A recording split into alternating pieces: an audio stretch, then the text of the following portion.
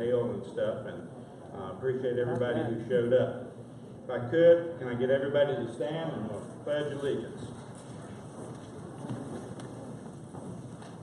I pledge allegiance to the flag of the United States of America and to the republic for which it stands, one nation, under God, indivisible, with liberty and justice for all. Thank you. And I'm going to ask the Honorable Delegate Tommy Wright to come up and have a prayer while you're still standing. Let us pray. Kind and loving Heavenly Father, we thank you tonight for the opportunity we have as Americans to live in a free country, to come together to discuss freely the ideas that we have and to have an open forum. Heavenly Father, we thank you for the freedoms that we enjoy. We thank you for the armed forces that you've blessed us with that have protected this country over the years. We thank you for our local law enforcement. We thank you for the candidates that are here tonight, Heavenly Father, and we pray that we will conduct this forum in a way that will be pleasing in thy sight and the education of the people of this community. All this we ask in the name of Jesus. Amen. Amen. Thank you, Tom. I got a few people I want to recognize first. First, you'll notice that some people are running around with these little red hats that says Lunenburg Republicans on them. They're our helpers tonight. They're hosts. If you can't find something, if you have a need or anything, ask somebody with a red hat and we'll get you where you need to be and help you out in any way you can. And all of you guys, I really appreciate you stepping up to the plate and volunteering to help me out. A few of the other people I wanted to make sure that I recognize is the 5 other counties that partnered with me in pulling this off. We actually started this back in early January. Will Rogers, who's our timekeeper here, is also the chairman in Brunswick County, and him and I were having a conversation, and we were talking about how hard it is to get candidates that's running for state office to come down in the country and meet with the real Virginians. Yeah. And we decided that we might have a little better luck if we could partner with other counties. We reached out to several, and in addition to Brunswick County partnering with me, Mecklenburg County, Wally Hudson is the chair over there. They partnered with me and helped get this organized. And in Charlotte County, Peggy Armentrout, the Republican chair there, partnered with me. Peggy had a little minor injury and is having problems walking, and so she couldn't be here tonight. And then we went outside the 5th district. The 4 counties I've mentioned are all 5th district counties, and we crossed the county line, went all the way across the Nottoway River over into the 7th district. Bill Outlaw, Bill, stand up so people can see you there. Bill is our unit chair in Nottoway County. He partnered with us. And Martha Menzig, stand up, Martha, so they can see you. She's our partner in Lee County. They're 7th district. So actually, guys, you're talking to 2 different congressional districts tonight. So want to do a little shameless self-promotion. Lunenburg County, right outside, has a table here, and we're selling raffle tickets on a one-of-a-kind custom-engraved Henry rifle. I'd love to sell out a raffle tickets tonight, so we don't have to sell anymore until we have the drawing. But we're also selling tickets for our annual fundraiser. Need to make it clear for legal reasons. You buy a chance on the raffle for the gun. It does not go to support candidates. It is a fundraiser that we do to give away scholarships to kids in college and soon be going to college. So that's what that goes for. But if you buy a ticket for the fundraiser, the tickets are $20, and that includes your dinner at the Uptown Cafe. That will go to support candidates. That night, we will invite all of the candidates that are running for the state office. So guys, before you leave, I'm expecting you to buy a ticket for our fundraiser and to be there.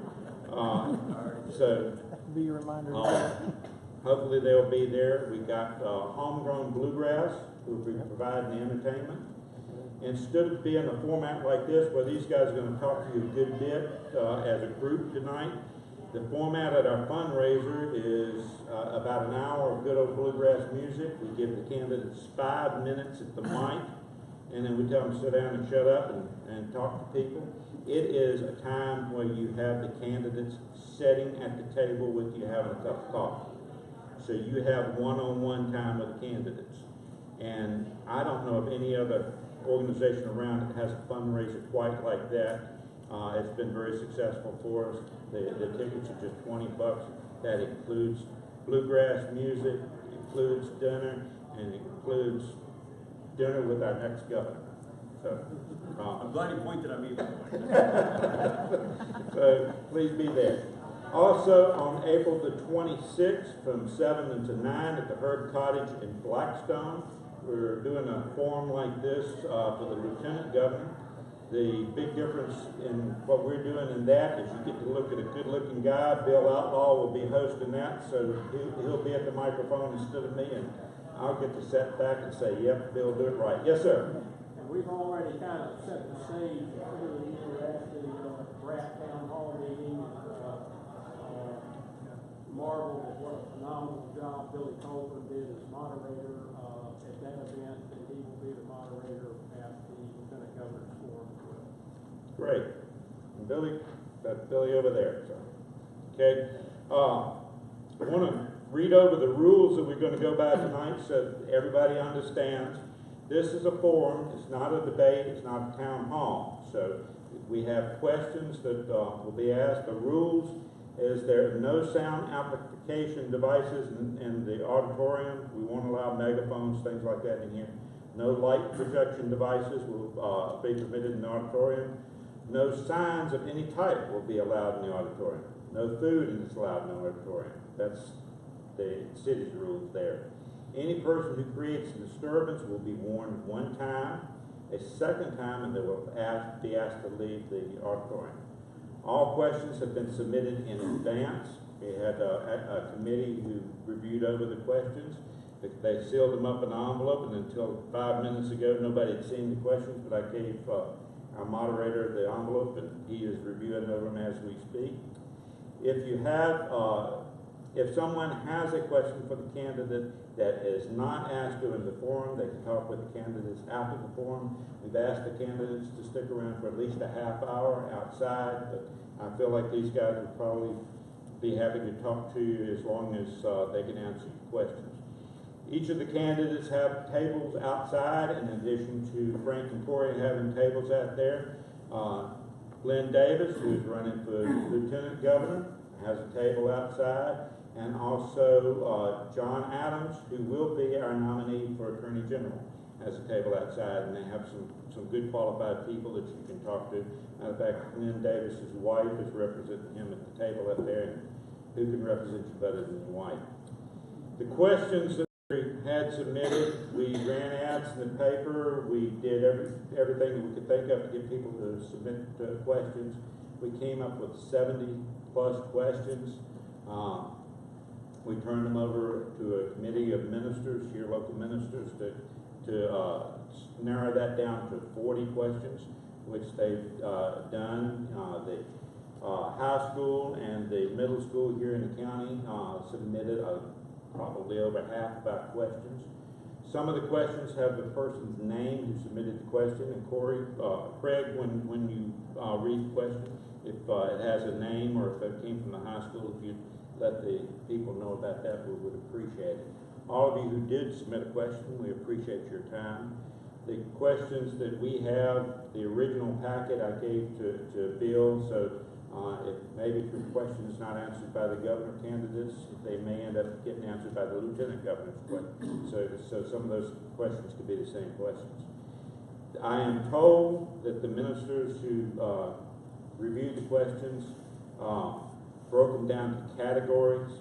I am told that there are 7 questions that they selected related to legislation within the state. There are 6 questions that are safety questions. There are 6 education questions. There are 6 tax questions. And there are 9 economic questions. And 6 personal questions. I can't wait to hear the answers. You look at my wife. And like I said earlier, more than half the questions came from either the middle school or Central High School, and I really appreciate those people coming out. When we originally planned this, we had 4 candidates for, who were running for governor at the time, and we invited all 4 candidates. One thing I forgot to mention is if you're interested in joining up with us in the Lunenburg County Republicans, we would love to have you. Our next meeting will be May the 4th, and that's going to be at Marino's in Victoria. There is a schedule of meetings are at the table out here, so please feel free to get one. And the more the merrier. We are a very active group. We're a small county, but we have a pretty good reputation statewide on getting things done. We are going to have, like I said, the fundraiser. We'll probably have candidates at that. We'll probably have some candidates here for Cowboy Days and for Autumn Days. And about half of our meetings, we have candidates that are there at those meetings. So it's a good way to learn and meet some of the people who are running for office and get to know them on a personal basis. Now that being said, getting back to what I was telling you, we had originally 4 candidates that we invited. Denver Rippleman was a candidate for the governor who has dropped out. Denver has a daughter who's in her early 20s that she had a wisdom tooth pulled, and through pulling of the wisdom tooth, they discovered that she had cancer. And I think Denver did the right thing by dropping out to support his family there. And I would ask that y'all could keep them in your prayers. We invited Ed Gillespie. When we invited everybody else, I sent invitations on the same day. Ed got back with me and told me that he might have a conflict this day, and he wasn't real sure. But anyhow, 3 weeks ago, he called and confirmed that he would be out of state, that he is supposed to be back at 7 o'clock and wouldn't have time to get to Cambridge in that time. I told him that if he is here, he would be more than welcome. So if he shows up and walks through the door, we'll go get a chair for him and make him welcome. And if not, then that's okay too. As I mentioned, you get to, if you get involved with the unit, you get to know some of these people, and I have known these guys both for at least a year, I guess. Maybe Corey, maybe 2 years. Well, actually longer than that. It's been 3 years since you ran for lieutenant governor. Yeah. 4 years. Making me feel old. Tell you briefly about him. Corey ran for lieutenant governor 4 years ago. Corey is on the board of supervisors in Spotsylvania County.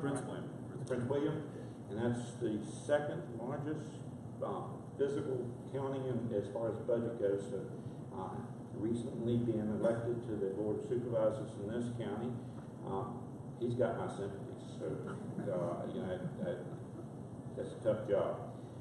So you know, that's a little bit about Corey Stewart. Frank Wagner, I've known for about a year now. Did some checking on his voting record after I met him, and he votes very conservatively within our Senate. He is a senator. He's from the Virginia Beach area.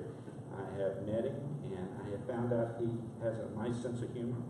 The last time that we were in his office, I'm not going to go into details, so that he and I and another person pulled a joke off on another senator and it's not Frank Ruff, so we didn't mess with him, but we have a good time. Our moderator for the evening is Craig Johnson. Craig, I've known again for about a year now, 2 years maybe. Craig is a radio talk show host in Richmond, and he's a good conservative guy. Craig, I'm going to turn it all over to you.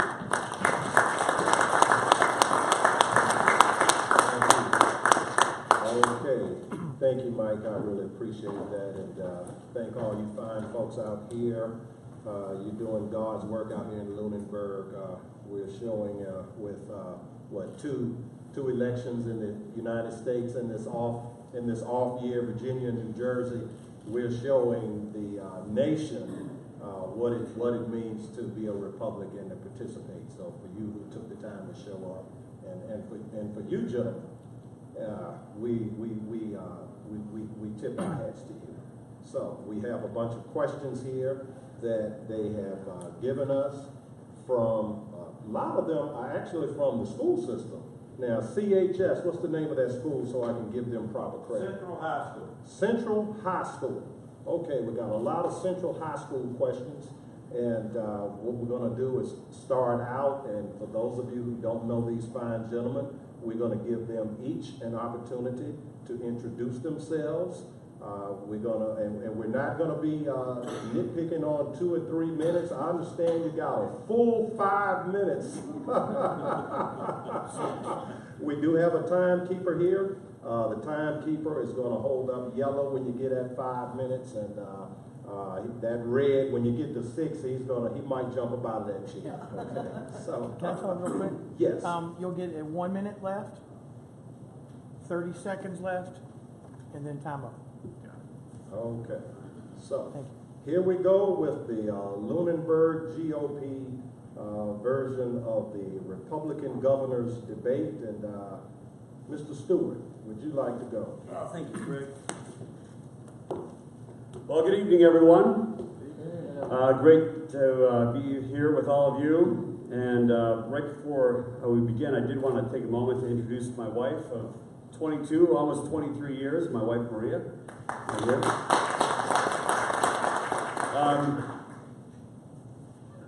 You know, we were at Mildred's right before. How many know where Mildred's is? I mean, okay, everybody, of course, everybody here. It's a local restaurant. And, you know, here I looked at this placemat and it says Virginia on it. And I looked at it, and it says Virginia, a birthplace of America steeped in tradition and heritage. Now, the reason I read that to you is because, let me ask you a question. What does it mean to be a Virginian? What is Virginia? We are Virginia because of our heritage. We are Virginia because of our history. And when we travel, wherever we go in the world, or anywhere in America, and somebody asks us where we're from, we say with pride, we are from Virginia. We're proud of it. You know, if you take that away, if you take away Virginia's heritage, if you take away Virginia's history, you take away our identity. And that is why it is so important that we stand up to the left, to the mainstream media, as they attack and try to strip us of our history and our heritage. So a couple of weeks ago, with some great citizens, by the way, I'm so glad you were there. Marie and I were there. We went down to Charlottesville because the city council there had voted to take down a statue of Robert E. Lee. Robert E. Lee, a statue that had been there since 1924, given by the citizens of Charlottesville to the city. And when we got there, we were absolutely mocked by this so-called indivisible group, which is anything but. It's a group that really wants to divide us, not unite us. And they yelled all sorts of things, racism, bigotry, everything else. And they wanted that statue torn down. Well, let me say this, folks. If you think for one moment that they're stopping with Robert E. Lee, you're wrong. That city council has made it clear that when they're done with Robert E. Lee, they're taking down statues of Thomas Jefferson. This isn't just about a couple of statues. It's about our identity. It's about our heritage and our history. And that is why I've made this a main point of my campaign. And I am not afraid to embrace our heritage. I'm not afraid to embrace all the symbols of our heritage. We've got to stop running away from the left. We've got to stop running away from establishment Republicans and everybody else that wants us to be ashamed of our history. Because over my dead body will we remove a statue of Robert E. Lee or any other Virginia hero when I'm governor of this Commonwealth. Now the attacks are coming, you know they've been coming. And when I led the nation's toughest crackdown on illegal immigration in Prince William County in 2007, by the way, as Craig said, I'm directly elected as chairman at large of Prince William County. It's 454,000 residents. It's in Northern Virginia. I'm elected by all of them. And it's hard at times as a Republican because it's 54% minority. And when we put that policy into place, the Washington Post and all the other major media outlets across the country came in there. They labeled me, including an establishment Republican named Linda Chavez, who worked for the Bush administration, and labeled me as a racist and a bigot and hatred and all that other garbage. But we put that policy into place because I will not and I would not back down. The attacks are coming again. And by the way, that policy has been in place now for 10 years. 10 years, and so far we have handed over to the federal government more than 7,500 criminal illegal aliens. Our violent crime rate dropped by 48.7%. The Washington Post called that a coincidence. We know it's not. We know it's not. And now, standing up for Virginia's heritage, standing up for our history, the attacks are coming again. And the Richmond Times-Dispatch and the Washington Post are both coming out. They're going to claim that I'm a racist because I'm standing up for our heritage.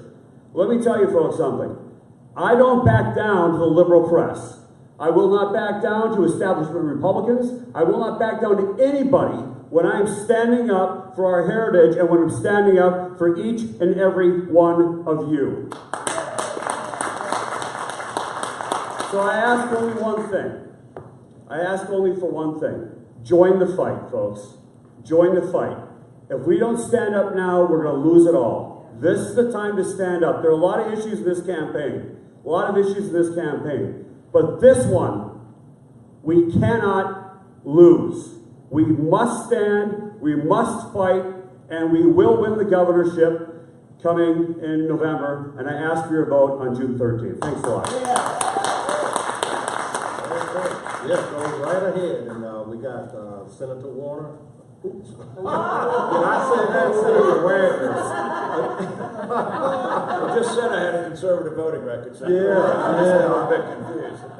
Okay, my name is Frank Wagner, and I'm here with my lovely wife, Lucille, who travels with me as often as she can.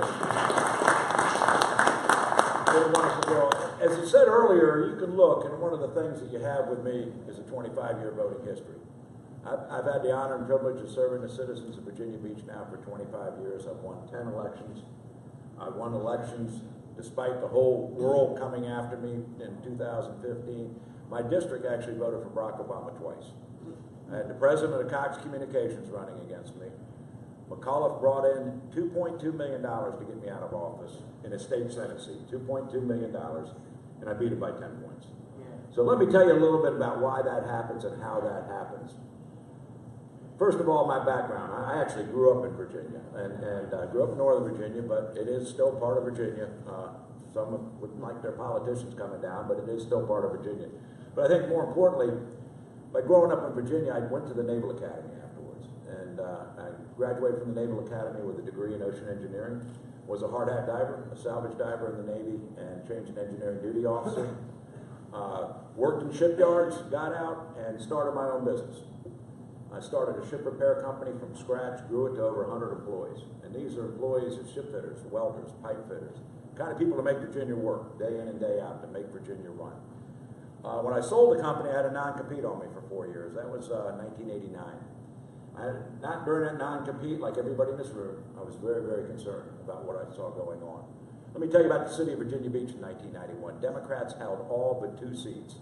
We had 6 members of the House of Delegates and 2 state senators. That election in 1991, when it was done, they had 2 Democrats left. Governor Bob McDonnell ran in the adjacent House of Delegates seat to me. We took that city over. We took it over with a combined message, a combined conservative message of politics. And I've been a solid conservative ever since. Because I felt even back then, what I saw going wrong with this country and what I saw going right under Ronald Reagan's leadership was reason enough for me to get involved. After I was in office, my non-compete came off.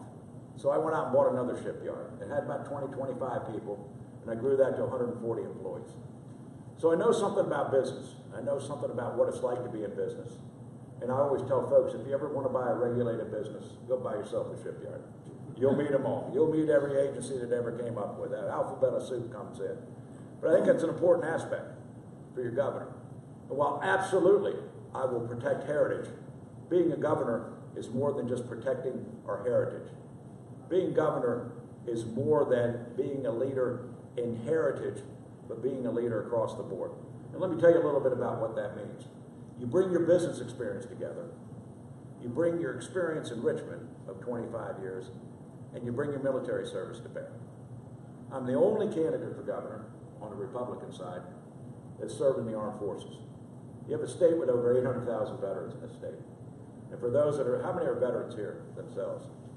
Then you know that difficult transition when you left the military service. It was kind of one of those things that when you left, you thought, you didn't realize in the military that they take care of everything, and then once you're out, you're on your own. Then you go out and start your own company, and you're really on your own. But it's a difficult transition. I think it's important to a lot of veterans that their governor be a veteran. I think it's very, very important that you be a businessman also. And you know, I'm sorry Ed's not here, because Ed always advertises himself as a businessman. Ed is a lobbyist. That was his business. He traded influence, he traded whatever in DC to make millions of dollars. And it is a business. I won't disagree that it's not a business. But it is the kind of business that you want your governor to be. And let me just say a few more things. When you run for governor and you do those things, what is it you want to do? And let me talk about a few things that I draw on from experience. And as I go around the state, it's only confirmed. Every business person that I talk to says the same thing. We cannot find qualified people. We could grow our business today if we could find qualified people.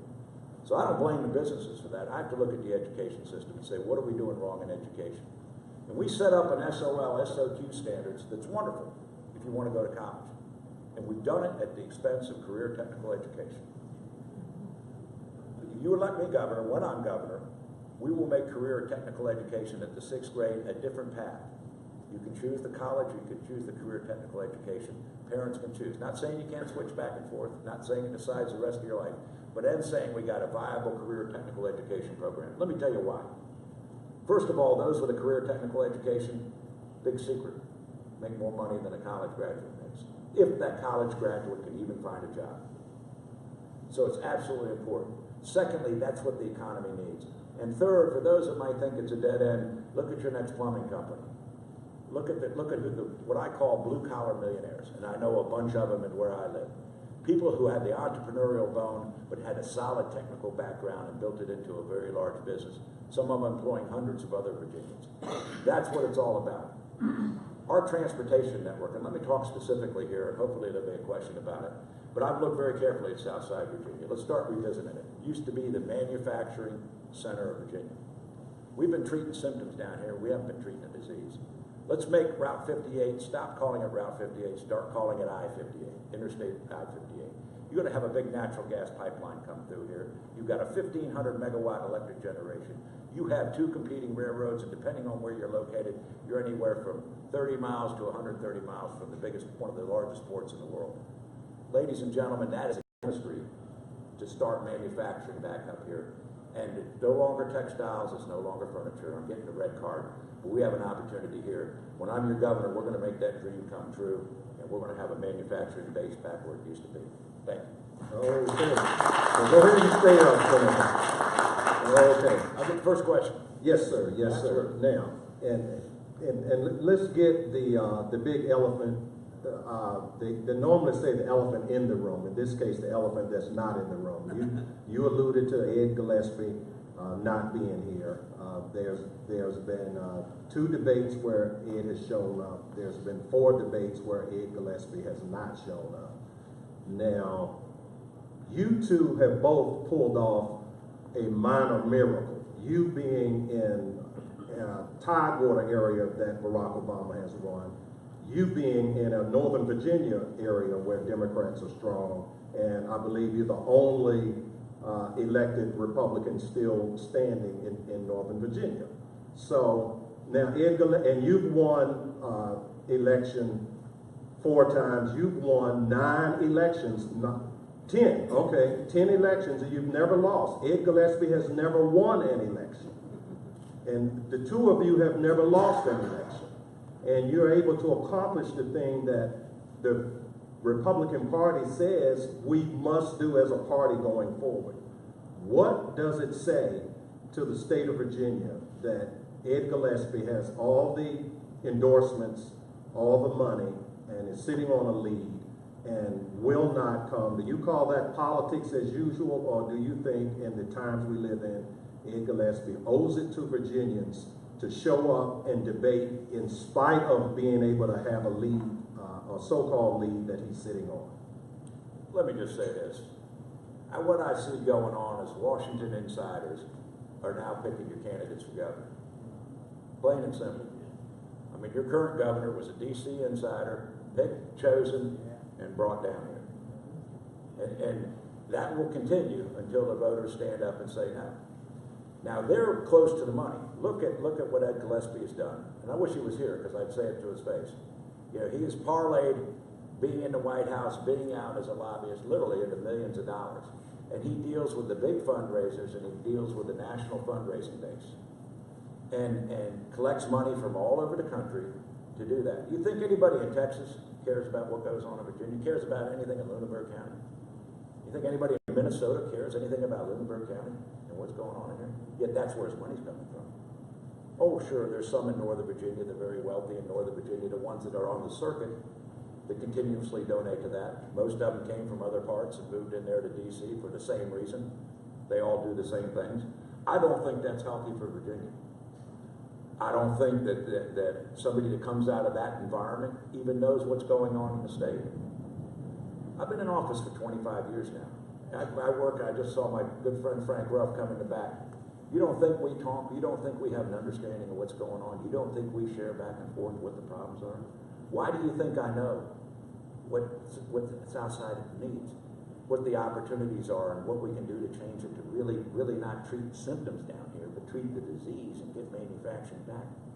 You do it because you have 25 years of experience. You know what's going on, and you're committed to Virginia, and you're committed to turning around, and you're committed to make all areas of Virginia prosperous. Let's talk a little bit about agriculture. We've worked together, and I know Frank's been a leader on it, in actually increasing our agricultural exports. And we have seen a huge growth in business across the Commonwealth of Virginia. It's one of the leading industries, if not the leading industry export. Well, it is leading export out of Virginia, is our agricultural products. It's an area that we continue to grow. International trade is going to play a key part of it. And it gives us an advantage because we have the Port of Hampton Roads right here, which drives so much of the economy. Yet we haven't fully capitalized on it because we haven't built out a transportation network to fully capitalize on it. You know, you need an inland port. Maybe not quite here, and it's not quite far enough, but over in Pennsylvania County. Look at what the inland port in front Royal Virginia's done. Look how much economic activity is going around there. You put that out in Pennsylvania County, another inland port, you're going to have that same economic activity. You see something, business taught me about it. You see something that doesn't work, get rid of it. Quicker the better. If you see something that works, replicate it and grow it all over. So we need an inland port in Southside Virginia. We need another one in Southwest Virginia. And watch those areas grow. And so that's what we're talking about. Unfortunately, I think it speaks about the time. You know, it's a shame that money, regardless of where it comes, regardless of what the motivation of those that does it, so much drives that. And it's unfortunate that becomes a part of it. But again, you know, I told you earlier, they spent $2.2 million trying to get me out of office, and I beat them by 10 percentage points. So people do listen, people do understand, and people do get the ideas. Okay. Now, yes, sir, for you. Okay. Frank, Same, thank you. Same question, but with a slight twist. I can do that. That's All You know, right. they told me to button my coat, but this is how you know I've been working hard. I can't even button my coat anymore. I've been eating all this great food all around Virginia. Frank and I we're all over the place. We're traveling all over the place. All right, but here's the twist. Here's the twist on the same question. I thought you were gonna. Same question, fine. but with a slight twist. Go ahead. We don't want to bore the folks with the same exact question. Right. Okay, but primarily, you know, Ed Gillespie being absent, but we're really running. We say we're running for governor, but we're really running for the right to represent the Republican Party against the Democrat Party. And like I alluded to earlier, the two of you have never lost an election. Ed Gillespie has never won an election. So compare your campaign style and ask the voters who would be preferable to stand. You two are one-on-one. In November, one of you is going to be one-on-one with Perriello or Northern. So from that perspective, what does it say about Ed Gillespie? Because come November, he can't duck the way he's apparently ducking these Republican races. That's the twist. So, I've won 4 times in Prince William County, countywide, directly as chairman. There's 450,000 people, 454,000. I've won in tough years, I've won in good years. And the one thing I know about winning, and I've never lost a general election, neither has Frank, and we know the same thing. You have to work hard. You've got to work hard. You cannot ignore people. You can't run away when you're afraid of being asked a tough question. And that's why Ed's not showing up. And he likes to say, Ed Gillespie likes to say, I came close. He says, I came close in 2014. Well, you know, where I grew up, that's called losing. He lost, folks. It doesn't help that he came close. In 2014, we could have put Mickey Mouse. We could have put Mickey Mouse as with anybody with an R after the name was winning in 2014. Everybody. We won statewide elections in Illinois, in Massachusetts, and the People's Republic of Maryland. And we came close in Virginia. That's shameful. And that's because Ed didn't work hard. And with Senator Warner, not this one, by the way. And when Senator Warner challenged Ed in a debate about his position on life, after he got down when he was in front of all of you running for the nomination in 2014, he said he was pro-life.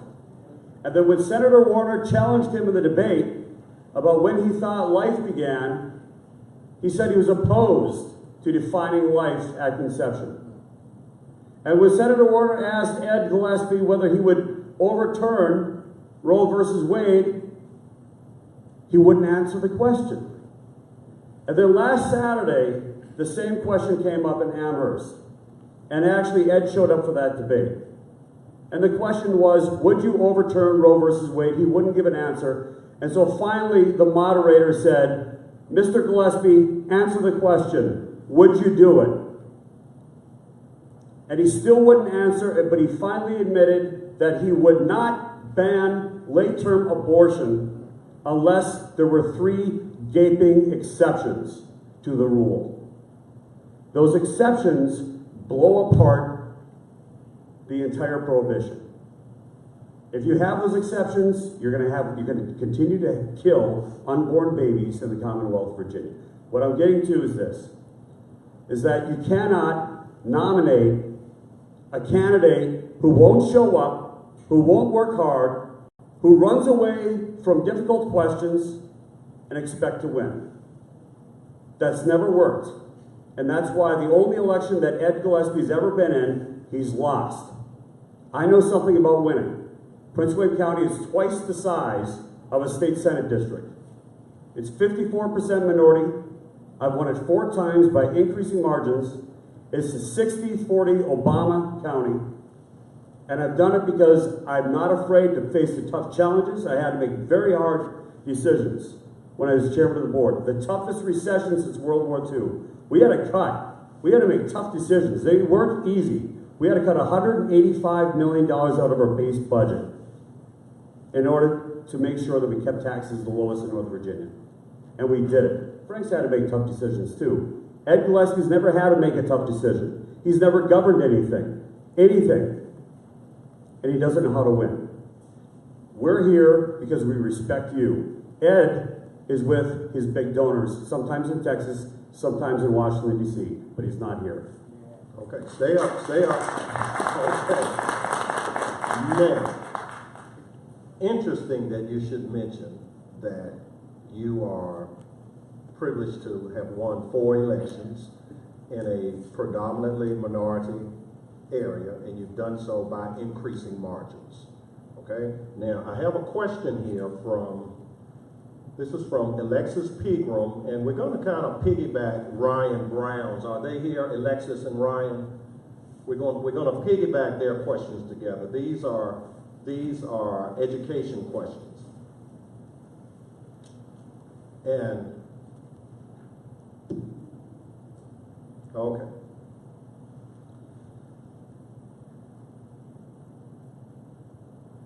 No, actually, safety questions. How would you change racial tensions between our state citizens? And the reason why I ask you that question is because, again, come November, our candidate is going to be against the Democrats. And rather than argue on issues, they argue on divide and conquer tactics. They argue on we hate women, we hate blacks, we hate Hispanics, we hate gays, we hate clean air, we hate children, we hate clean water. And you're a big proponent of the heritage factor of the Confederacy, which by the way, I'm fine with that. Okay.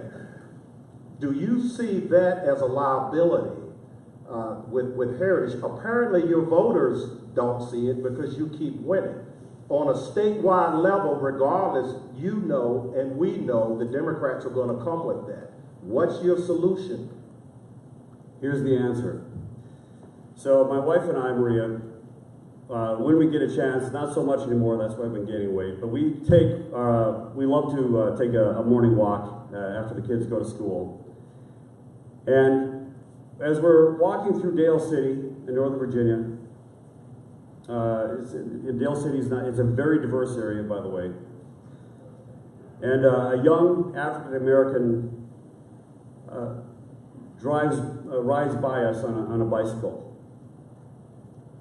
And he pulls up to a house, and at this house on this corner, and I drove by it many, many times before that, and in the front yard is a flag. And it's a Confederate flag. And it says under it, heritage, not hatred. And that young man pulled into that house where his parents met him at the door. This issue on heritage has nothing to do with race. It has nothing to do with ethnicity. It doesn't even have to do with whether you were born here or you came here. Our heritage, our history is what binds us together. I've stood up to the Washington Post and all of those liberal rags which have been attacking me for years.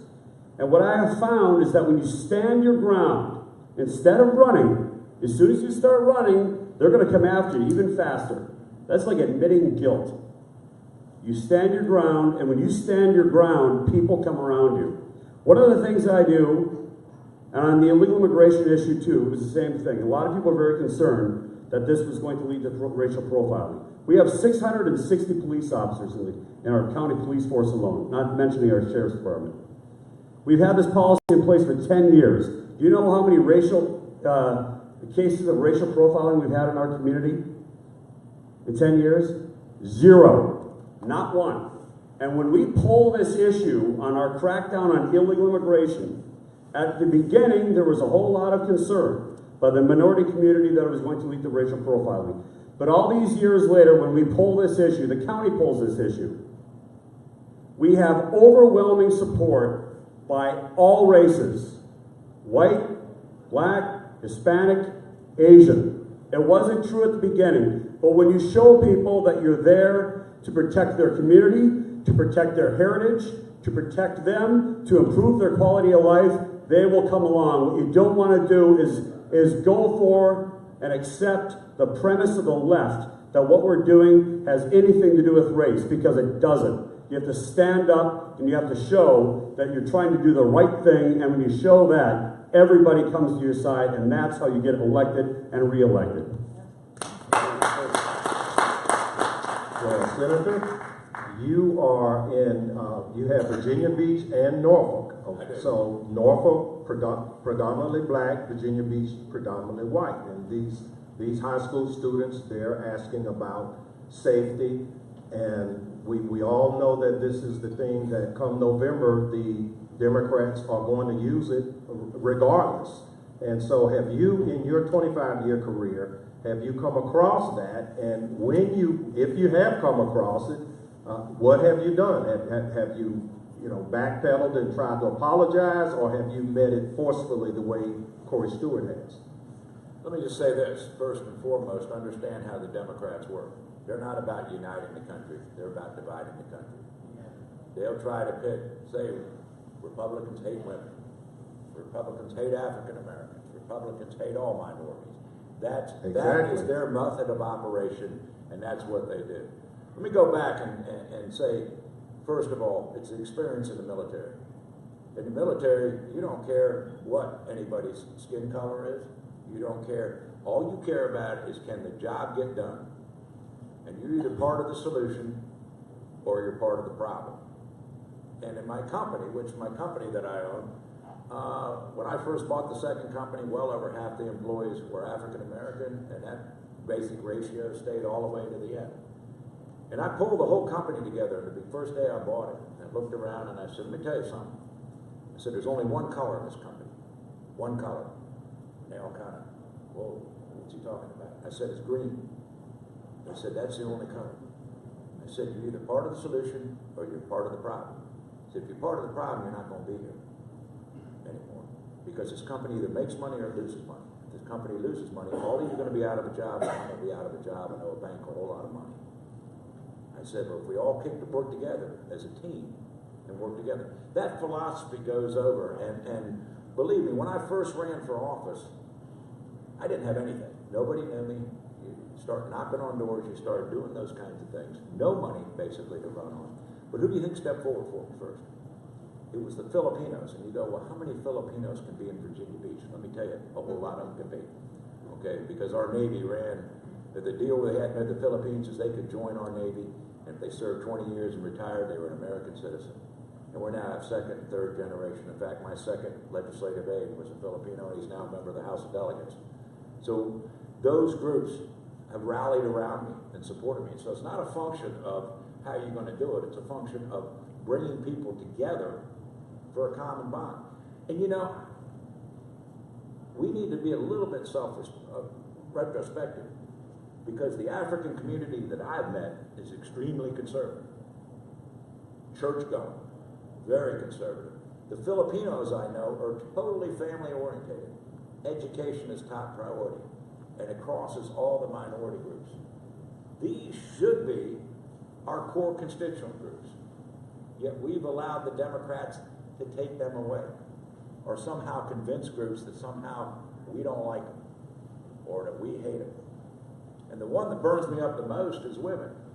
I'll give you a little secret. I got 6 daughters, so I better not hate women, okay? And trust me, I don't. I mean, we have to bring and unite those together and bring that. And our policies in Virginia have stayed consistent in terms of hiring practices, in terms of all the things you expect to see. There's no room for bigotry on that level. Absolutely not. But I think Martin Luther King had it right when you say you don't judge the person on the color of their skin, but on the content of their character.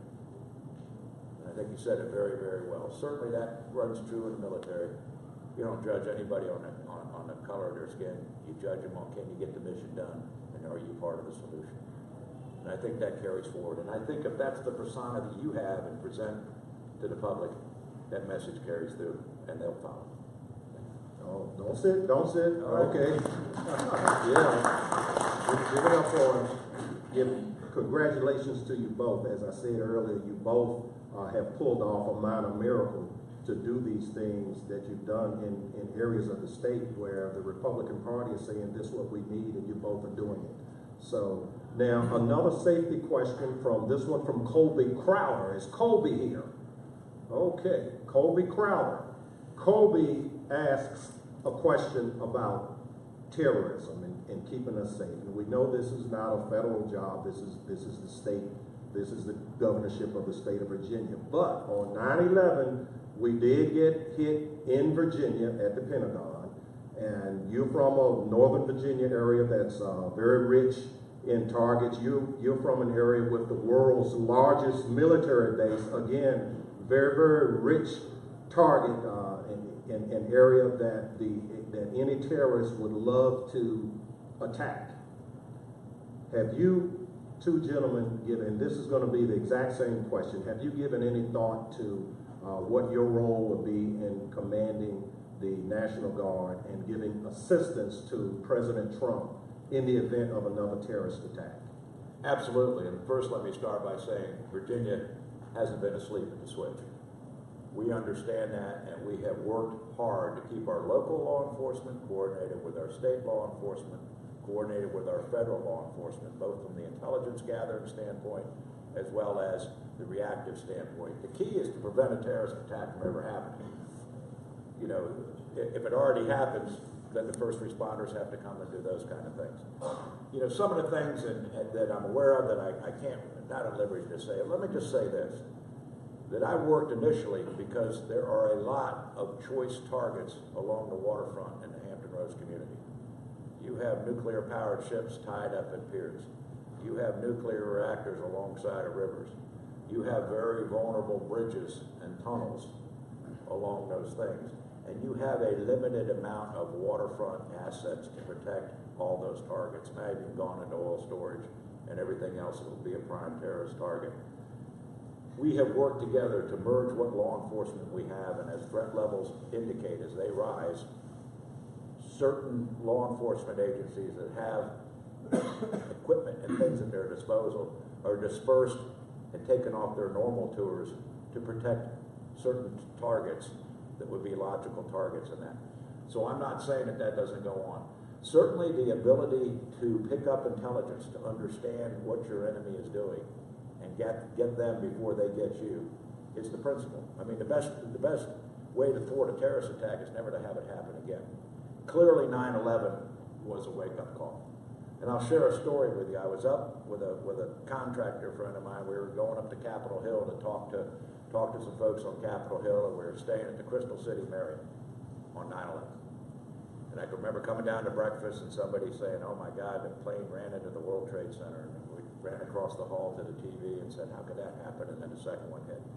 And then somebody said, "There's a fire at the Pentagon." Well, we were only 3 blocks from the Pentagon. And I was kind of like, well, there's a fire at the Pentagon every day. That's not an unusual thing. You know, the building's so massive. Then you realize what was going on. And I'll tell you, that was a big, big wake-up call.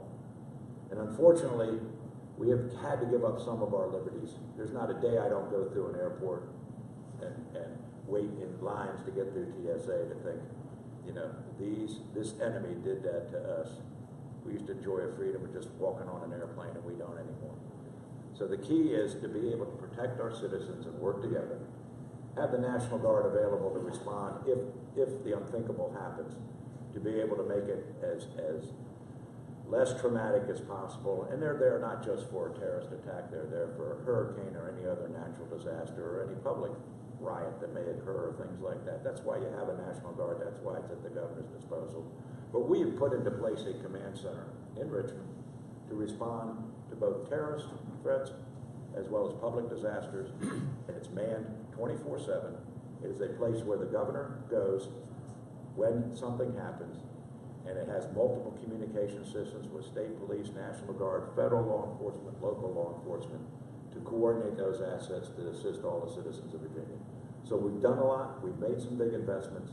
I'm aware of it, I'm aware of how it operates, and that's what you get when you hire somebody, a governor, that has experience and knows what's going on in Richmond. Okay, and with a very slight twist, I know I said same question. I had it all planned out. It is the same question, but a very, very slight twist.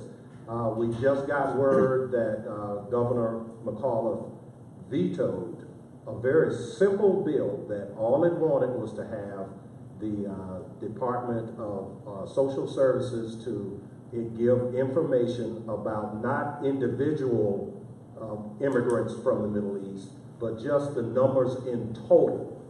And he vetoed that.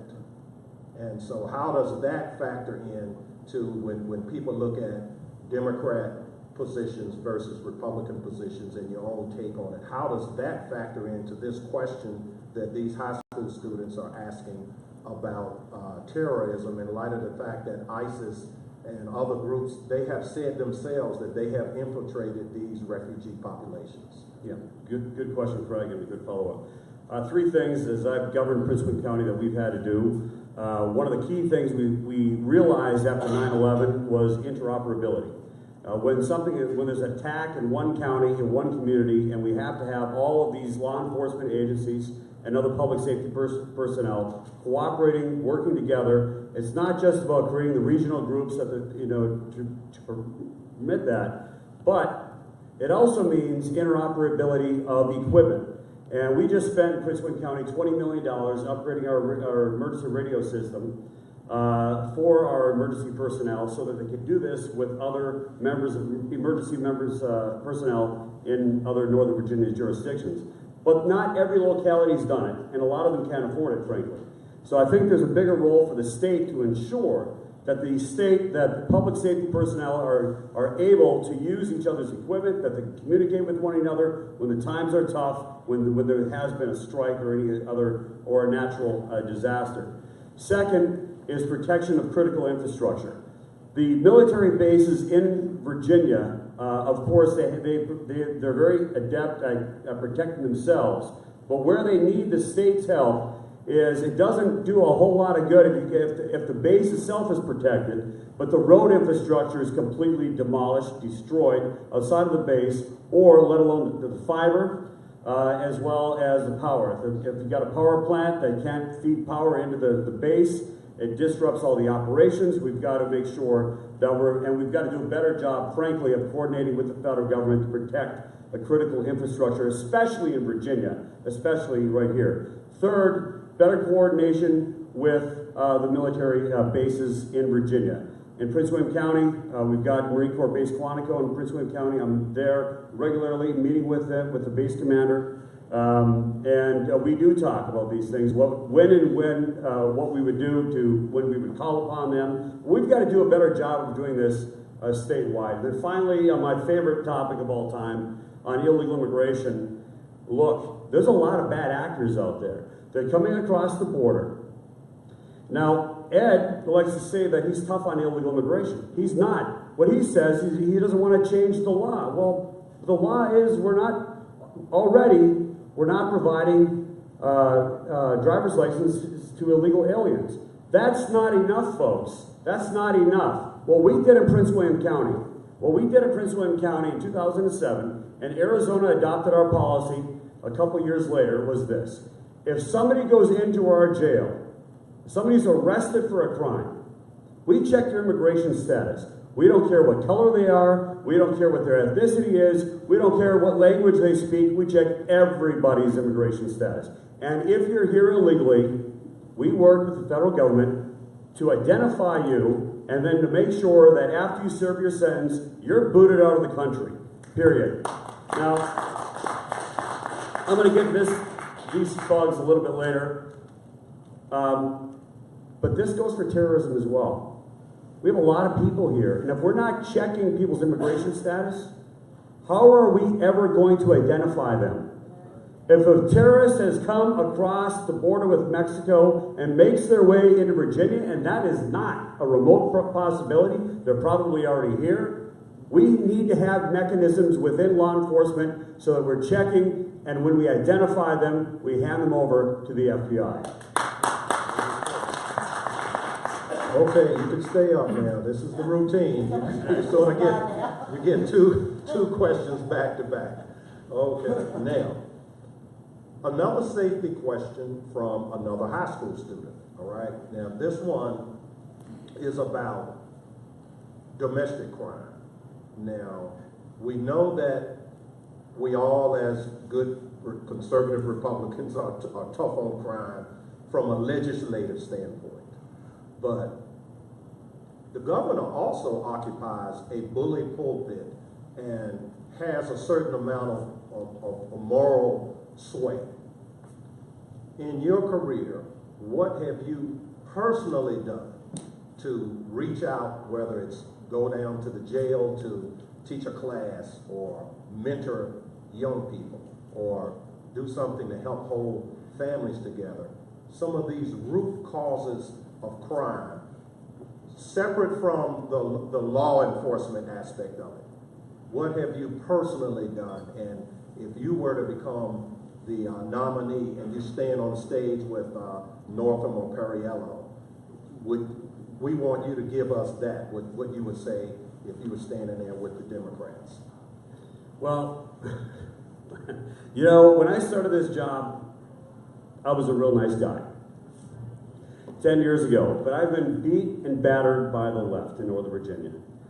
And my job and my position is enforce the law.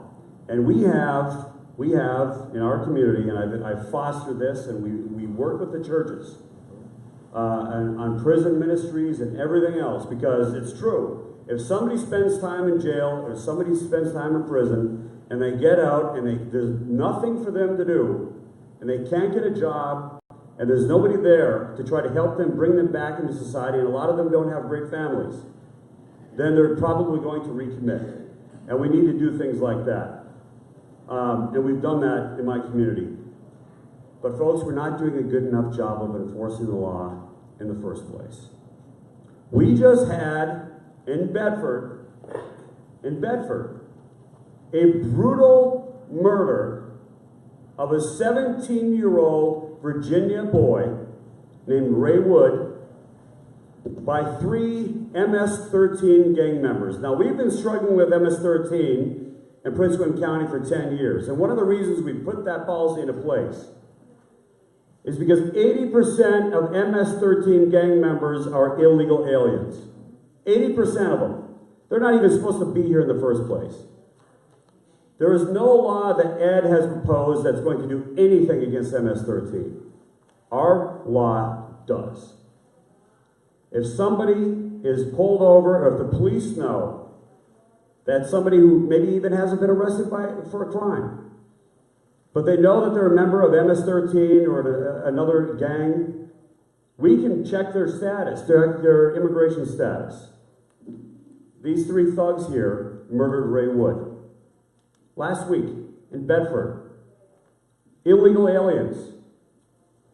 All 3 of them have previous arrest records. If we in Virginia were doing what Arizona does, or what we do in Prince William County now, which is to check immigration status for every person who's arrested, every one of these thugs would either be in prison or would have been deported back to El Salvador. Every one of them. And Ray Woods would still be alive. That's what I'm going to do as governor. Because my first job as governor is to protect the lives and the rights of every single one of you. And I will never back down from that responsibility. Senator? You have a twist or? No twist this No time. twist on that one. Same exact question. Absolutely. First of all, let me tell you, we passed a series of laws that have really tightened up in terms of enhanced penalties for gangbangers, if you will, and crimes committed with that. I will point out, and I can draw a little history. When I first got there, we had a parole system. And we pushed through and got, even under a Democrat legislature, abolishment of parole. Truth in sentencing, where 10 years means 10 years. 5 years means 5 years. And we established sentencing tables to take discretion away from the judges. And what's the result? Crime rate plummeted all over Virginia. Dropped considerably. We have since enhanced those laws, particularly when it comes to gangs, particularly when it comes to drugs. Because the root problem of so much of this is narcotics. Much of it brought here by illegal aliens into the area. And it is impacting communities. I'm sure it's impacting Lunenburg. It's impacting all over the Commonwealth of Virginia. We have an unbelievably high heroin overdose rate, killing Virginians each and every day. A phenomenal number. And people from all walks of life, not just what you think an inner city or something drawing it. We have a school board member in the city of Virginia Beach whose daughter died of a heroin overdose. It can impact anybody. If we do not clean up the drugs, we will continue to have a crime problem here. And that's not as easy as it sounds, trust me. But first and foremost, those people that would choose to bring drugs into the state need to be prosecuted to the fullest extent of the law. And if they're here illegally, after they serve their time, obviously get them out of here. We also need to do, and I agree with Corey, absolutely. For a long time, we've had sheriffs arrest them, call ICE, and never come to pick them up. Never come to pick them up. But I think, and I want to drive back to what the original question was, what have you done personally in different communities? And let me share some things with you. In the ship repair company that we had, we recognize that if people get out of jail, if they can't get a job, the odds of them committing another crime are very, very high. And we've hired ex-felons. I'll share a story with you. We had my guy that did the interviews and does the welding test came in my office. And he said, boss, I think you need to look at this resume. So I looked at the resume, and he was a welder out in Luray making $14 an hour, which is very low pay for a welder. And then his previous job was welding instructor, 40 cents an hour. I'm going, what's wrong with that? And then he was a welder for about 18 cents an hour. And I'm going, something is wrong here. Of course, I looked at where he was working. He was in the penitentiary. And I asked him, I said, what did he do? He said, double homicide. I said, did he pass the welding test? He goes, yeah. I said, hire him. Okay? But we have done that over and over again, given people a second chance in a shipyard to have that opportunity. We did a program where we did halfway house people, 10 folks into the shipyard, because people have a second chance. People make mistakes. And of that 10, 2 worked out. I'm sure 8 are back in prison again, but 2 worked out. That welder I talked about, he was a leading man in 6 months. Unfortunately, got hired away for more money, got married, has a family out in Ohio now. So it does work if people are given the opportunity. Now, don't get me wrong. I'm not soft on crime. I support that, and I support harsh sentences for criminals. But we've got to get after the drug problem if we're going to fix it. Some of the other things we've done. In Newport News, they have a program called Achievable Dream. It's designed for the inner city youth. And you know, they bring them into school, and it's in K through 6, they wear uniforms. And they call speaking green. Not speaking, black man's language or white man's language, but speaking green because that's the color of money. And they don't allow drugs, and they test for drugs, and they work those kids, and you know what? The program rate is successful. I've been happy to support that financially as both as visiting things. And some of the other things we need to look at, and if you haven't had an opportunity to tour a jail, because it's become a de facto mental institution. There are many folks in jail today, and talk to your sheriff, who are very mentally ill, might have committed crime of trespassing, but too mentally ill. It's become a de facto mental hospital. We've got to correct that problem. Thank you. Okay, stay up. Now, interesting that you actually referenced churches, and you referenced one of the primary facets of Christian faith, which is forgiveness. So, let's say you're on the stage with, I've coined this phrase for Ralph Northam and Perriello, Dr. Tom Perry Northam. Because there's no real difference between them, okay? And the media establishment is going to champion them, and is going to beat you guys up, whoever it is, whether it's you or Ed. So that's just a fact. Now, and it seems that the only religion that is safe to bash is Christianity. You can't bash Islam, of course. So it seems that Christian faith informs what we say we believe in. We say we believe in conservative values. We believe in the Constitution. And the founders are conserving an idea enshrined in that Constitution that our rights come from God, not from our fellow man. So let's say you have to explain that not to us friendly Republicans, okay, who get it, okay? But you have to explain that in, what do they have, 3 minutes? You have to explain that to a bunch of Democrats who are not wild-eyed Democrats, but just good, hard-working, decent Democrats who have been told a lie that Republicans hate everyone. So explain to them how Christian faith informs these conservative values that we hold dear in our adherence to the Constitution, and even capitalism. Sure. First of all, pull out a dollar bill. In God we trust. In God we trust. Strike the Pledge of Allegiance. One nation, under God, indivisible. It is built into the very fabric of this nation.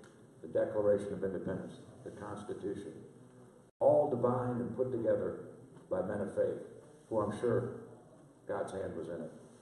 You know, when I talk to groups, and I talk to all kinds of groups, I said, how many of y'all have a wristwatch? Or let's do a cell phone. Everybody's got a cell phone now. How many of y'all have a cell phone? How many of y'all believe there's a cell phone factory? Have you ever seen a cell phone factory? Have you ever been to it? Yet you're absolutely 100% positive that there is a cell phone factory because you have a cell phone. Look outside. Look at this beautiful country. Look at the fabric of this country. Do you not believe there's not a God that made this place? Do you not believe there's a man up there that was once was best that designed this? You've never seen him. You've talked to him. You pray to him. But just as sure as you know that there is a cell phone factory because you have one in your pocket, look at this unbelievable world we have and know that there's a God. And that's a God for Democrats. It's a God for Republicans. That's a God for humanity. And look at what Christianity preaches. It preaches peace. It preaches love. It preaches the Beatitudes. Those things that bring us together and unite us. And unless I miss something, the Bible that's read in the AME Church, African Methodist Episcopalian Church, is the same Bible that's read in the Methodist Church or the Episcopalian Church. It is the same Bible. You know, I was struck, Lucille and I were in Turkey, and we went into what was a beautiful, beautiful cathedral, massive cathedral, built by the Christian Romans in Constantinople.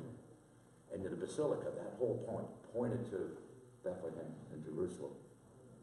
And we looked there, and of course what happened was the Ottomans came in with the Muslim faith, and they moved it, and it faced 10 degrees. The altar was moved 10 degrees. Everything was moved 10 degrees in the church. Why? Because that's where Mecca was. And quite frankly, leave out the radical Muslims because they've taken that. But what separates these things is just 10 degrees. People as a whole want peace. And I've been all over the world. The Navy made sure of that. I've been to Russia, Turkey. I've been everywhere. And people are the same people, the same people. They don't want war. They want peace. They want to raise their family. They want friends. Okay, unfortunately, there's a whole lot of people that don't. There's a whole lot of people that want what we have. That's why we have a strong defense. That's why we have a strong military, to protect us and to save us. And that's what the governor's office is all about. Protecting people is the first and foremost responsibility of government, to protect their citizens, whether at the federal level, state level, or local level. That's why we have law enforcement at all levels. That's why we have prisons. That's why we have jails. That's why we have an armed forces, to protect that. But I would say to folks like that what separates us as humans is very, very little. And what our wants and desires, including making money. That's capitalism. And it works. And it brings a whole lot of people up. And if you don't believe it, I've been to other countries. I've been to Russia. And I've seen what happens in a socialistic economy. And people are stuck in classes forever and ever. They're stuck as peasants. And that's all they've ever been. So I hope that answers your question because I'm getting red carded again. So thank you. Excellent. All right, Corey. Christian faith, how does it inform what we believe in, our conservative values, our constitutionalism, and our capitalistic values? And you're trying to explain this to some Democrats that don't quite get it. That's why they're going to lose. Really. That's why they're going to lose, because our country is going through, I believe, another religious revival. Because people look, the average American, I believe this, the average American is a very good person. We have a lot of good people. Even if they're not very religious, the average American is very good. And they see this indivisible crowd, these thugs who are trying to shut us down, and they see it and they realize they want nothing to do with them. It's an atheistic crowd. It's paid for by George Soros. And it's funny because the left accuses us of what they do. I've been to so many rallies. I'm the only one, I think. I don't think you've had any, Frank, but I'm not wishing you on this on you either. But we get protesters all the time. We've had to call the cops so many times I can't even tell you. In Richmond, in Charlottesville, in Harrisonburg, in my home county, every place. We're getting all these, and they're saying the most nasty things you can possibly think. Dropping the F-bomb, chanting the F-bomb, all this stuff. And the louder they chant, the more we know that we are winning. That's right. That's absolutely true, folks. And let me say this too. Some people think that being a Christian is about being a pacifist. It's not. Sometimes you gotta fight. And conservatives, we've been backing up, and we've been backing down, and we've been running away from the left for 50 years. And what Donald Trump did last year was said, we've had enough of it, we're going to stand up and we're going to fight. And even when you call us all these nasty things, which we are not racist, we are not bigots, we are not filled with hate. We're just proud Americans who are standing up for our heritage and our history and our culture and our religion. And that's what we got to do in Virginia. If not Virginia, then where? This is the birthplace of our democracy, folks, and all the founders were deep Christians.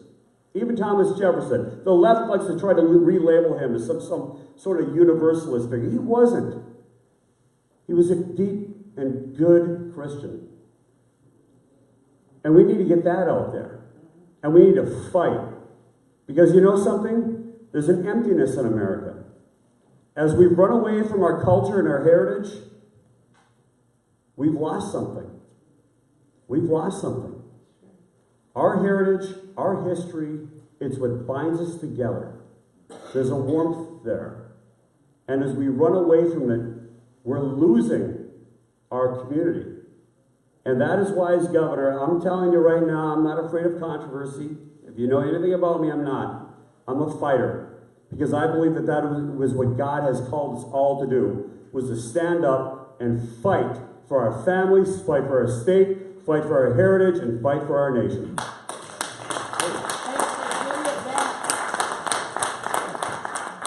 Now, folks, I hope it's okay if the moderator says amen to both these gentlemen. All right, Mr. Stewart, you again. Now, back to, we've gotten through safety, drugs, terrorism, and the next logical place to go is education, which is something that can, if you get kids off to a good start, what's that old saying? An ounce of prevention equals a pound of cure. And we have lots of questions, and I'm wondering if any of these people are in here. Alexis, Ryan, Harley, Dylan, Hampton, Alyssa. None of them are here, but these are their questions they're asking about education. Now, one of the things is there's a recent effort to what I see as we're nibbling around the edges of school choice. We're passing this tax credit, that tax credit. And what the common theme of these students' questions about education is the way to improve it. And as conservatives, we know that competition works. So my question, and there's no twist this time, it's going to be the same question. Do you see school choice as we need 100% school choice, just end the government school monopoly, or continue with 100% government monopoly, which is what we have? We only have four charter schools in the whole state of Virginia, so we currently have a 100% government monopoly. Or do you want to continue to nibble around the edges, or do you think you have a sweet spot that you can kind of strike a balance there? You have the water, I'll speak.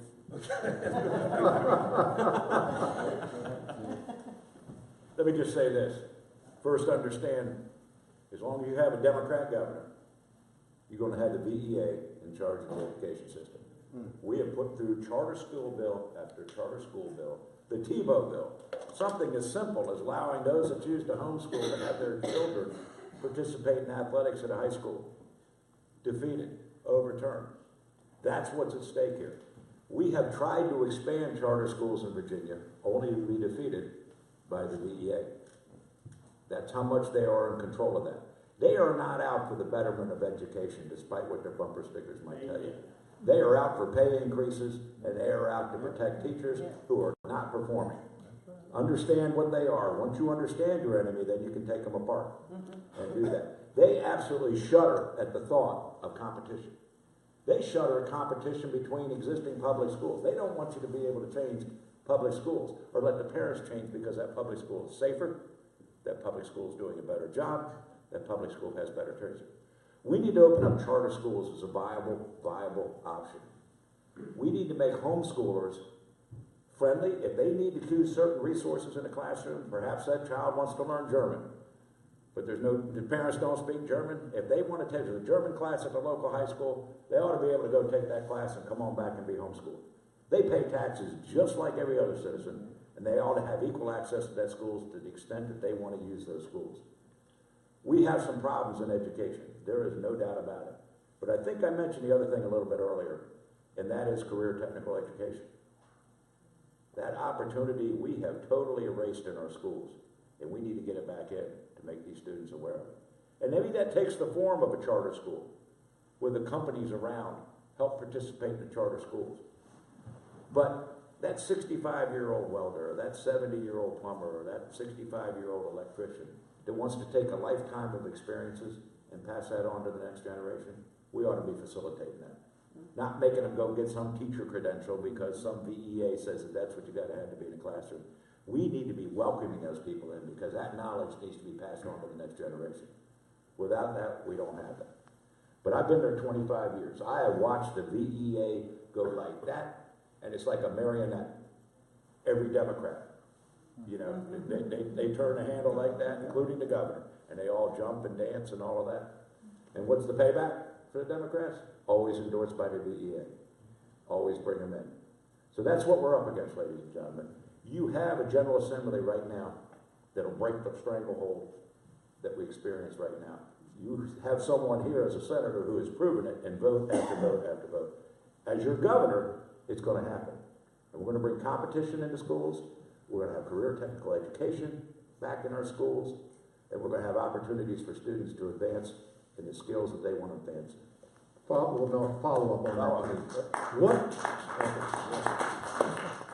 What would be wrong with giving every parent in the state of Virginia a voucher check and not allow school boards? This would require, of course, a constitutional amendment. But the last two constitutional amendments passed 58%, the marriage amendment, 75% property rights. And school choice is popular, okay? It's popular. So what would be wrong with pushing the idea that rather than have the school board tell you based on your zip code or your county or your city where you live, your child has to go to this school, give the parent a voucher check and have the parent go out and shop for a school, just like when you give someone an EBT card, you don't make them go to the government cafeteria. They choose where they buy groceries. Absolutely nothing wrong with that. And that's one of the programs that needs to be put into place. We already do it for for private colleges and universities. Yeah, exactly. It's called a TAG grant, and it's available to every Virginia student. So it's not like it's some new concept. All we need to do is open it up for K through 12. And put the funding in place and take it out of the education system for those that choose to have vouchers and move forward with that system. So absolutely, it's not an issue. What is an issue is while Corey answers the question, I got to use the restroom because but I will be back, okay? Okay. All right. And we're going to say amen again. Good question. All right. Further comes back here. Hold up. Yeah, same question. Well, let me divert. You know, look, there's not a lot of difference here, to be honest. Yes. You know, I also support vouchers. In our community, virtually all the schools are good, but there are a couple where I wish. And by the way, there is a disproportionate impact on the lack of school choice, the lack of vouchers. There's a disproportionate impact on minority children. Places like Petersburg, in Richmond, Norfolk, and other places where you got these kids that are stuck in these schools and they don't have a choice. So in terms of reaching out, swinging back around to that other question about how do we reach out to minority voters, this is one of those areas. This is one of those areas where the Democrats are going to take the wrong position on it because they're beholden to the VEA. And that's where we're going to help to win over on that issue. Can we swing over to higher ed? Go for it. All right.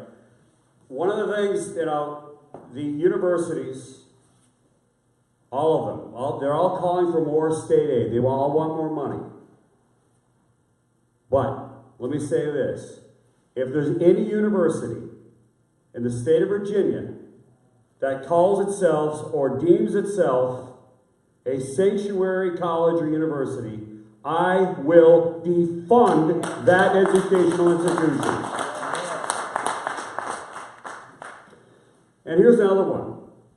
We're paying all this money to subsidize students and teachers and universities to teach a lot of politically correct garbage. And you know who the biggest victims are? It's the students themselves. They spend 4 years studying gender studies or multiculturalism. Well, guess what? If you study that for 4 years, you ain't going to get a job. You're not going to get a job, and you're going to have mounds and mounds of debt. So one of the great things about being governor is the power to appoint over time, over the 4 years, the boards of visitors for each one of these universities. And I'm going to put on those boards conservatives like you, who will, one of the first things that they're going to do as soon as they get the majorities is to fire every administrator who's pushing this politically correct crackdown on free speech in our universities. At the UVA, the Dean of Students there has encouraged their students to report any student, any professor who says something that is politically incorrect.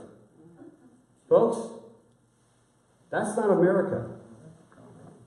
That's not America. That's something that, I was in Eastern Europe as an exchange student in 1990. And when you'd have a political discussion with another student, they look over their shoulder because they wanted to see if anybody was around. You know why they did that?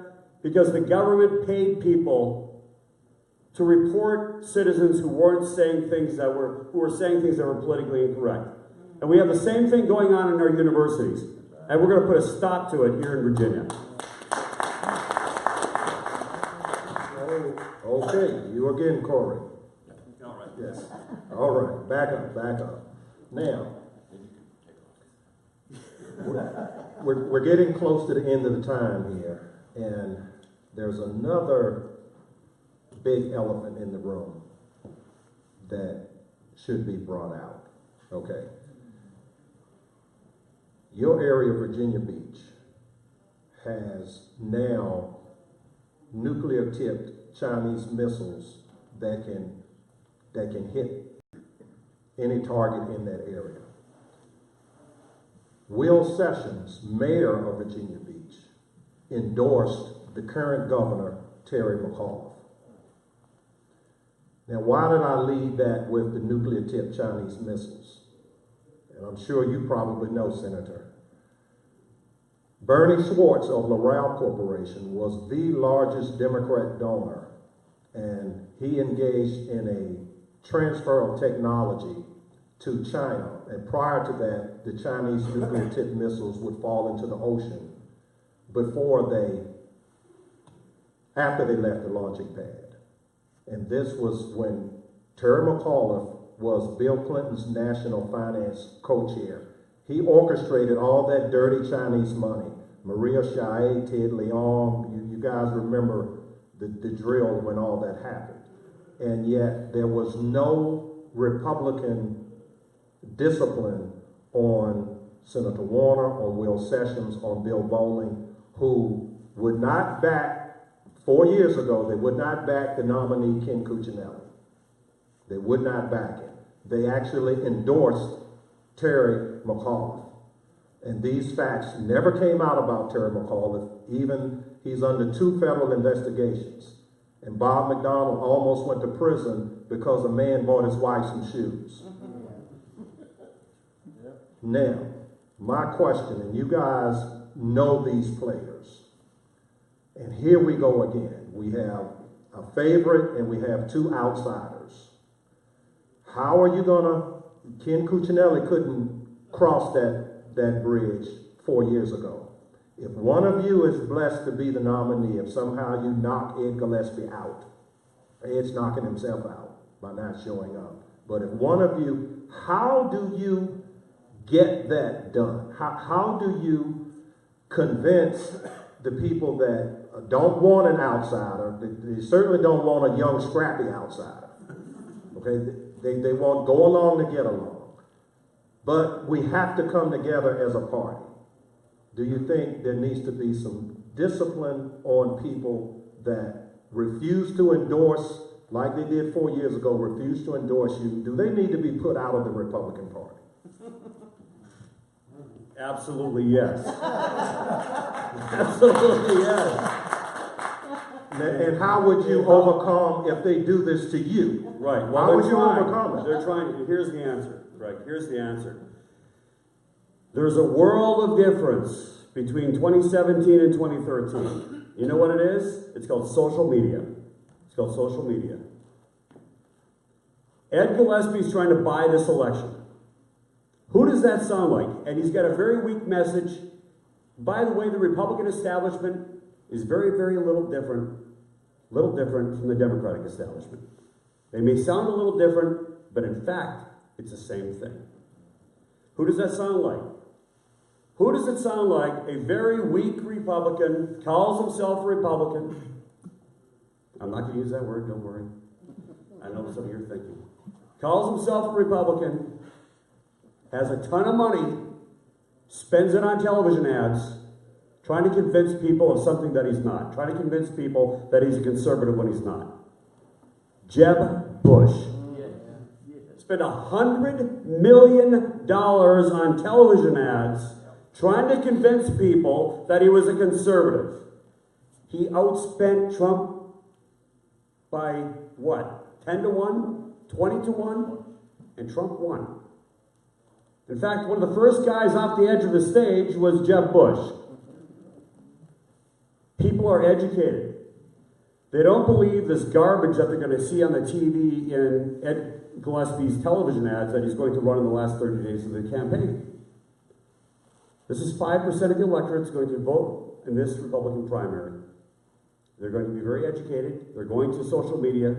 They're going to Facebook. They're going to check. They're going to look at all the media. They're going to look at it all, and they're going to realize that although he calls himself a conservative, he's anything but a conservative. In 2011, Ed gets up in a different crowd. He gets up in front of CNBC. The Gang of Eight. Remember the Gang of Eight? That was for amnesty for 12 million illegal aliens. Ed Gillespie gets up there on CNBC because he knew he was getting kudos by Larry Kudlow. And he says that he's called the amnesty for 12 million illegal aliens good policy and good politics. He can try to say today that he's a conservative, but the record's there. He's not. He was for the individual mandated Obamacare. He was for Obamacare. And now he's trying to come off as like he was always against it. He's not. He's only telling you what you want to hear. But if you want to know who the real Ed Gillespie is, it's not hard to find it. It's all out there. And that is why when people go to the election, on election day, they're going to know the truth, they're going to be educated, and they're going to be voting for an anti-establishment candidate, somebody who's going to speak directly to them, somebody who's not going to spend, $2-3 million on television ads that are just simply falsehoods. I believe that, and that is why in 2017, in 2016 we took back the White House, and in 2017 we take back Virginia. Well, Senator, it's a tough thing. I know that you know some of these men and they're They've served Virginia well, but how do you thread that needle to say to friends and former colleagues, my friend, you were wrong. You should not have endorsed the Democrat. No matter who we nominate, we have to coalesce and come together as a party and fight the way the Democrats fight after they choose their nominee.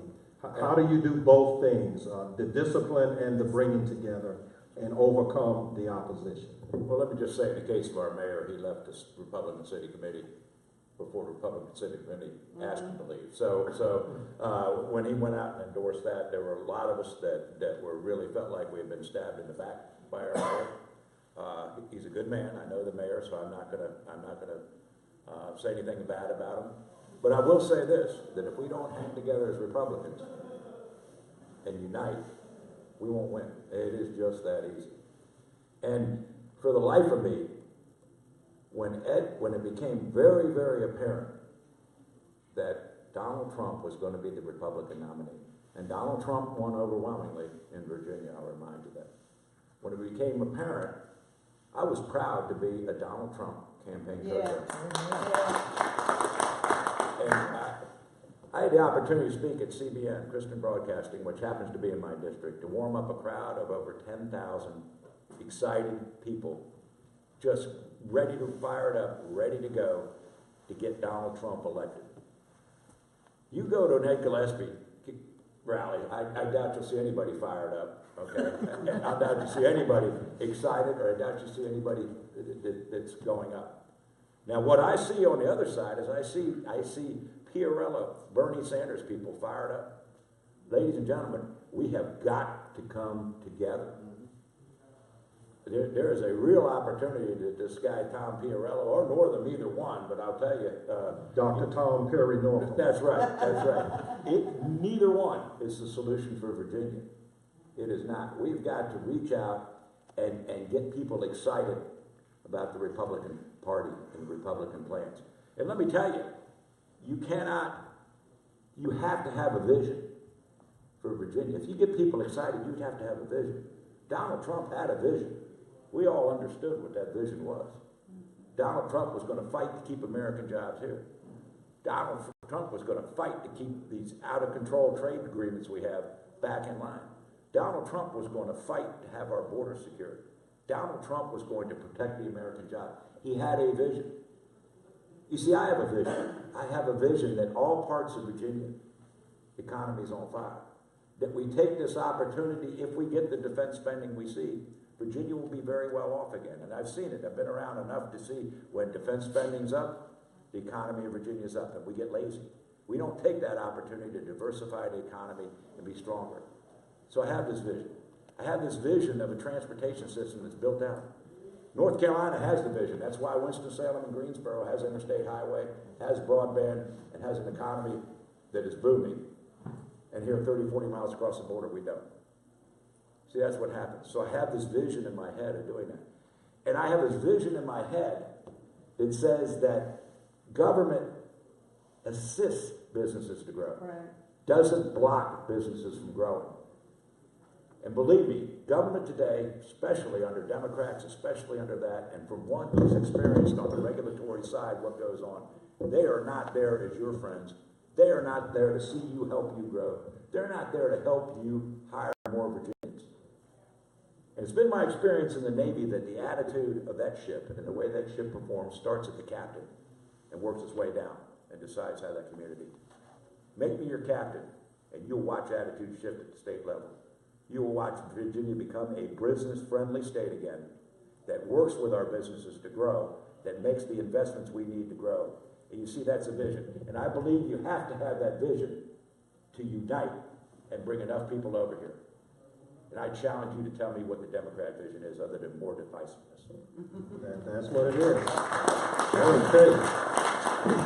All right, final question, and I need to put you gentlemen on the spot a little bit, okay? It's somewhat traditional that a final question would be, typically they wanted to end it on a kind of a friendly, funny note, and, oh, say something nice about this guy. Oh, you say something nice about that guy. Okay, we're going to have a little twist on that. Okay, okay, here we go with that twist again. Right now, I think the latest poll I've seen, you two are running neck and neck. You very slight 1 point lead in second place, third place. Very, very tight. Now, suppose something were to happen, one of you, either you drop or God forbid someone get ill and you have to drop out of the race. Give a 1 minute TV commercial right here on the spot. Would you endorse Ed Gillespie or the man sitting next to you? And give a one, like I said, it's a twist. I know I'm putting you on the spot. Give a 1 minute TV commercial why Republicans should nominate the person you would have to endorse because unfortunately you're out of the race, and why that person is qualified to stand against Dr. Tom Perry Norton. Okay, you want me to go first, all right? I hope you reply in time.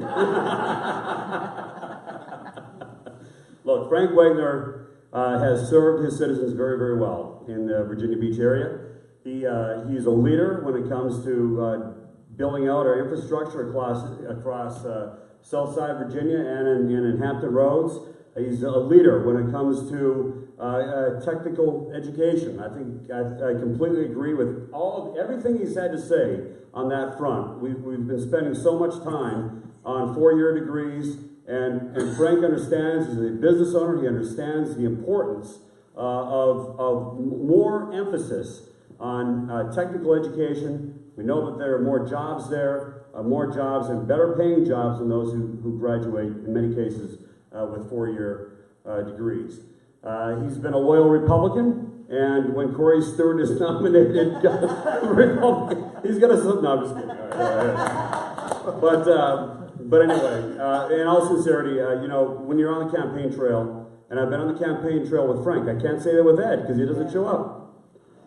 But I know Frank. I know he's a good Republican. I know he's a good man. I know he would be a great leader, and I would, of course, support him wholeheartedly if he were to win the nomination.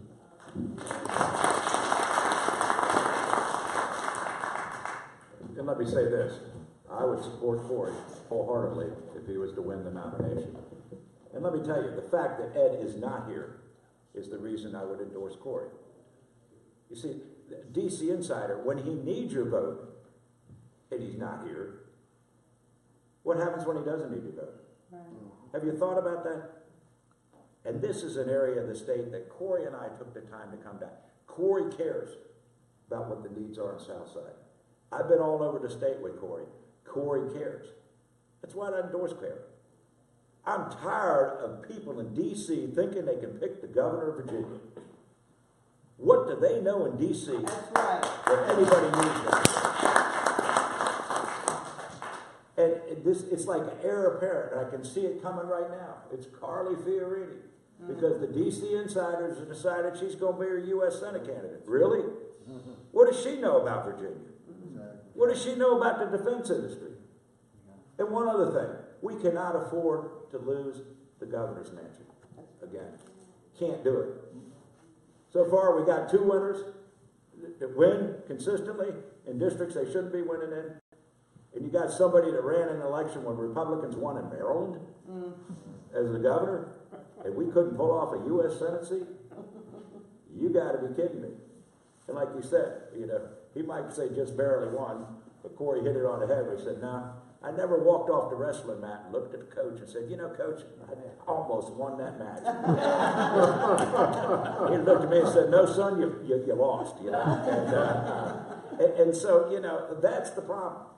But I want you to think about it long and hard. That's why I endorse Corey, because Corey's down here. He's here listening. He cares about what you want. He's been down in my neck of the woods. He's been all over. And he hasn't been here just because you got a lot of money. That's who Ed sees.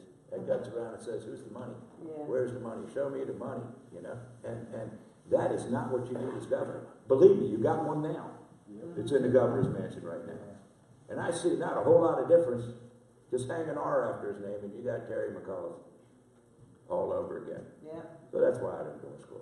Okay, thank you, thank you. Yeah, give these gentlemen another round of applause. You've been represented yourselves well. Thank you very, very much. And now with that said, I'm going to turn the mic over. We haven't set a date yet, but these two gentlemen have agreed to debate again live on the air on my radio show. And of course, Ed has declined to even pick the phone up and call in to debate them on the radio. And you can hear that every Saturday. We're on 8:20 a.m., 10 o'clock to noon, WNTW. The Really Real Deal with Brother Craig, the Hatchet Man. And thank you. It's been an honor to be here. And I really mean that. It's a big honor. God